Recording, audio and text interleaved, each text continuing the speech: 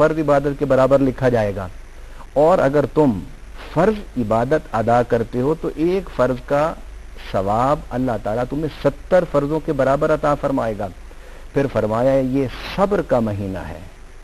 گرمی ہو سردی ہو آپ نے کھانا بھی چھوڑنا ہے، پینا بھی چھوڑنا ہے، اور خواہشات نفسانی بھی چھوڑنا ہے۔ فرمایا صبر کا مہینہ ہے، یہ ہمدردی کا مہینہ ہے، یہ دل جوئی کا مہینہ ہے۔ پھر ارشاد فرماتے فرماتے علیہ وسلم نے فرمایا مومنو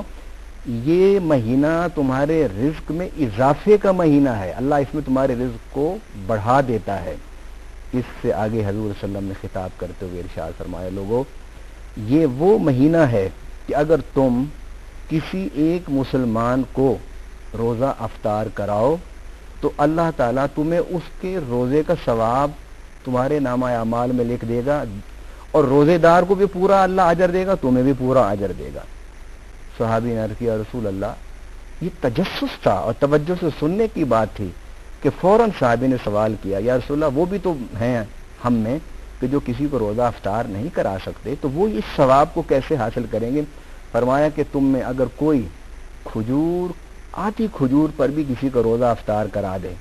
اور ایک گھونٹ دودھ کا یا ایک گھونٹ پانی کا بھی بھر کر اپنے ہاتھ سے پلا دے تو اللہ تعالیٰ اس کو بھی روزہ رکھنے کا ثواب عطا فرمائے گا۔ ایک صحابی نے عرض کیا رسول اللہ اگر کوئی کسی کو روزہ افطار کرائے کھانا کھلائے اس کے لیے کیا اجر ہے؟ فرمایا کہ جو روزہ افطار کرائے گا کھانا کھلائے گا اس کو اللہ تعالیٰ قیامت کے دن نبی پاک صلی اللہ علیہ وسلم فرماتے ہیں کہ میں قیامت کے دن اسے اپنے حوض سے خود اپنے ہاتھوں سے اسے پانی پلاؤں گا جس سے اس کی پیاس بجھ جائے گی حتیٰ یدخل الجنہ،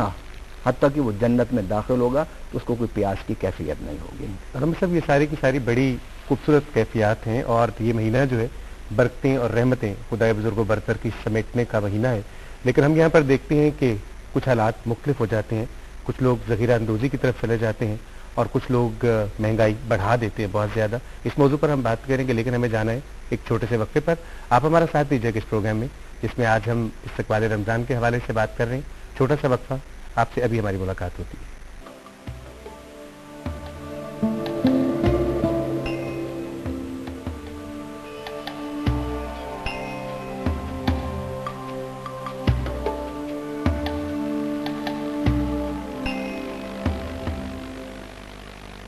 جی ایک دفعہ پھر آپ سب کو خوش آمدید اس پروگرام میں جس میں آج ہم استقبال رمضان کے حوالے سے بات کر رہے ہیں۔ علامہ صاحب ہم یہ دیکھتے ہیں اپنے اس معاشرے میں کہ آپ نے بڑی خوبصورت باتیں کی کہ یہ رحمتوں کا مہینہ ہے، یہ برکتیں سمیٹنے کا مہینہ ہے، یہ لوگوں کے لیے آسانیاں پیدا کرنے کا مہینہ ہے،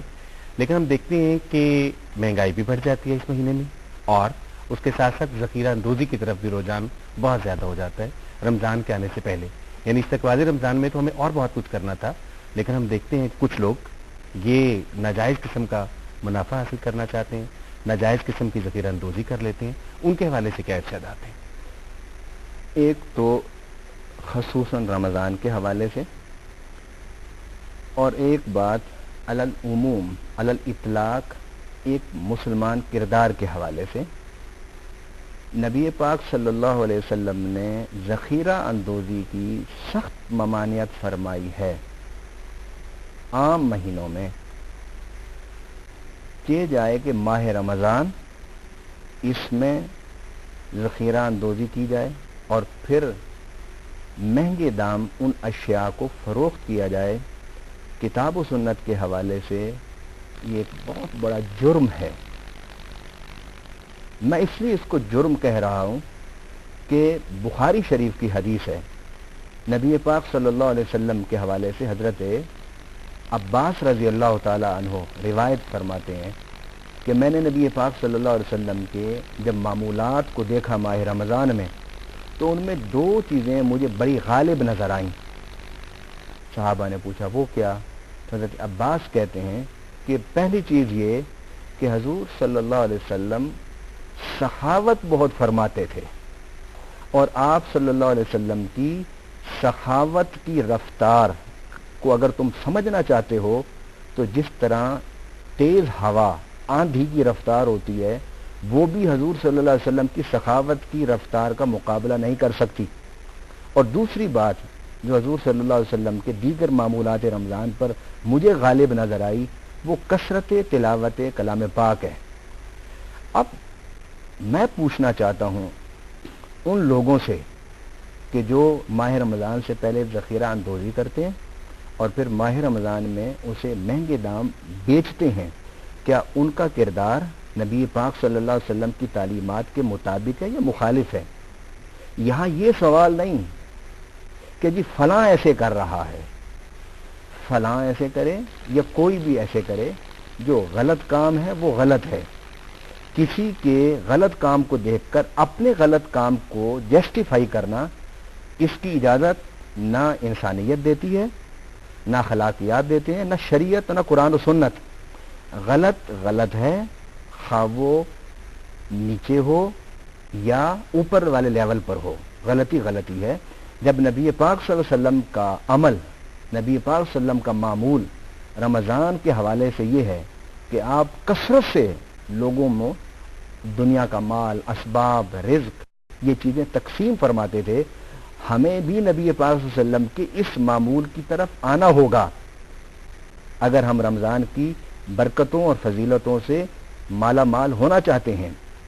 یہ کیسا مسلمان کا کردار ہے کہ حضور صلی اللہ علیہ وسلم 11 مہینوں سے زیادہ اس مہینے میں خرچ کر رہے ہیں، اور ہم رمضان سے پہلے ذخیرہ اندوزی کر کے وہ جو اشیاء خرد و نوش ہیں، جو سحری اور افطاری میں کھانے اور کھلانے کی چیزیں ہیں، ہم انہیں مہنگا کر رہے ہیں۔ میں اس مقام پر، اس جگہ پر یہ بات کہنا چاہتا ہوں کہ مجھے اتفاق ہوا ماہ رمضان میں باہر جانے کا۔ وہ ممالک کہ جنہیں ہم کہتے ہیں کہ یہ اہل مغرب ہیں، اسلام کے دشمن ہیں، اسلام کی دشمنی یا دوستی یہ ایک الگ موضوع ہے، لیکن ماہ رمضان میں وہ لوگ بھی مسلمانوں کے لیے اپنی یوٹیلیٹی سٹور اور خرد و نوش کی اشیاء کو سستا کر دیتے ہیں کہ یار یہ مسلمانوں کا ایک مقدس مہینہ ہے، اس میں وہ لوگ روزے رکھتے ہیں، اس میں وہ لوگ افطاری کرتے ہیں، لہذا انہیں سہولتیں دینی چاہیے۔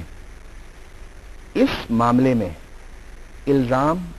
اہل اقتدار پر دینا کہ وہ پرائس کو کنٹرول نہیں کرتے، ہو سکتا ہے کہ ایسا ہو، مگر میں یہ سمجھتا ہوں کہ ذخیرہ اندوزی کو چھوڑ کر اشیاء خرد و نوش کو سستا کرنا، بلکہ مفت دینا، یہ ہمارے ایمان کا تقاضا بھی ہے،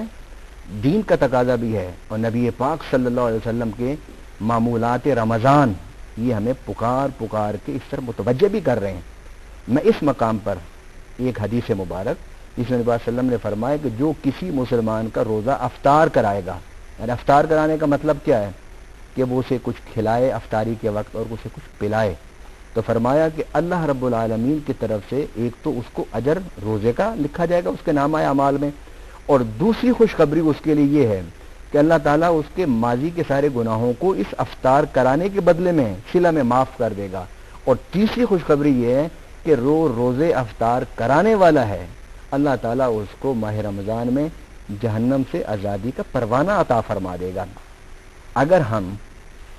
مسلمان اور مومن ہیں، اور یقیناً ہیں، میں یہ سمجھتا ہوں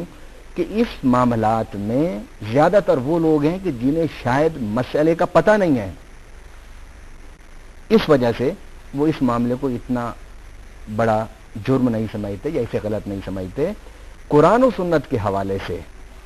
ہم مسلمانوں کو ماہ رمضان میں اپنے بند تجوریوں کے منہ کھول دینے چاہیے۔ 11 مہینے ہم منافع پر، دنیاوی منافع پر اپنا ساز و سامان بیچتے ہیں، اس ماہ رمضان میں ہمیں تجارت کرنی چاہیے، منافع لینا چاہیے، لیکن انسانوں سے نہیں، اللہ سے لینا چاہیے۔ علامہ صاحب یہ تو چونکہ اللہ تعالیٰ کا مہینہ ہے اور اللہ تعالیٰ اس میں اجر و ثواب دے رہا ہے۔ اچھا، کچھ لوگ علامہ صاحب یوں کرتے ہیں کہ جو انہوں نے زکوٰۃ دینی ہے، کیونکہ اس ماہ مقدس کو زکوٰۃ کا مہینہ بھی کہا جاتا ہے، جو انہوں نے زکوٰۃ دینی ہے اس کو لوگوں کو افطاریوں پہ وہ خرچ کرنا چاہتے ہیں، لوگوں کے لیے کچھ سامان خرد و نوش لے کر رکھ لیتے ہیں اور پھر غرباء میں اس کو تقسیم فرماتے ہیں۔ آپ یہ فرمائیے گا کہ زکوٰۃ کا یہ جو پیسہ ہے جو انہوں نے زکوٰۃ دینی ہے اس کو لوگوں کی افطاریوں کے لیے جو انہوں نے سامان دینا ہے، کیا اس کو استعمال کیا جا سکتا ہے اس طرح سے؟ دو باتیں ہیں جو آپ نے پوچھی۔ پہلی بات تو یہ